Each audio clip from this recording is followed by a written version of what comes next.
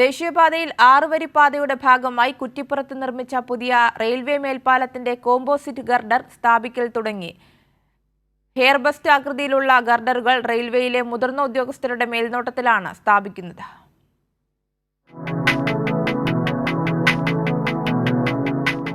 ആറുവരി പാതയിൽ കുറ്റിപ്പുറം റെയിൽവേ ലൈനിന് മുകളിലാണ് ഗർഡർ സ്ഥാപിക്കുന്നത്.